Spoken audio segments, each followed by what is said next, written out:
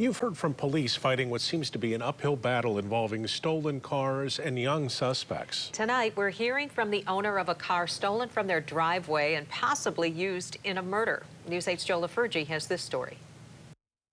This crime fitting the trend police all over Kent County are noticing. The car sitting in a suburban driveway. The next morning, it was gone.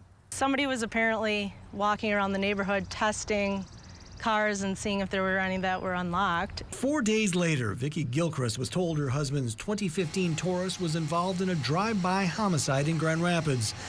GRPD won't confirm, but at about that same time, 2 men were shot on Bakwana Southeast. 1 died. Gilchrist learned firsthand what police have been saying since this explosion of car thefts by teens and young adults began in 2020. And it's not just like neighborhood kids messing around, like stealing change. This is a group or a person or a group of people that used the car later that week for a drive-by shooting and homicides. And the problems continue. They're running. Early this morning, an alert homeowner on South Park Drive in Gaines Township saw suspects checking car doors and called 911. Deputies arrived, the suspects took off until they hit spike strips. Good, Spike. The suspect's vehicle continued until the driver lost control on Kalamazoo near 52nd. One suspect, an 18-year-old, was caught. Another got away. Among the stolen items found inside the vehicle taken from Plainfield Township on May 3rd were 2 pistols.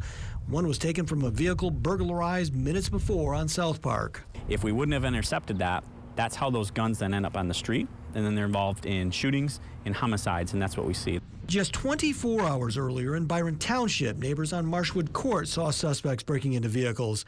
There was another chase. Deputies caught a 15, 16, and 2 17-year-olds. In that case, the age of the suspects is not the only common factor in the vehicle thefts, up some 25% just in Kent County since 2020. We have not seen these high of numbers before.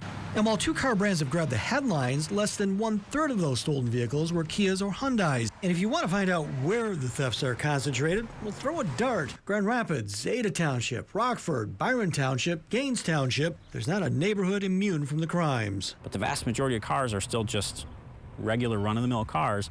But unfortunately, folks are leaving their keys behind. And that's the common thing we're seeing. And that was the case with Vicki Gilchrist's husband's car. He was having some key issues, and so he left it in the car. And it was, yes, absolutely, it's a lesson learned.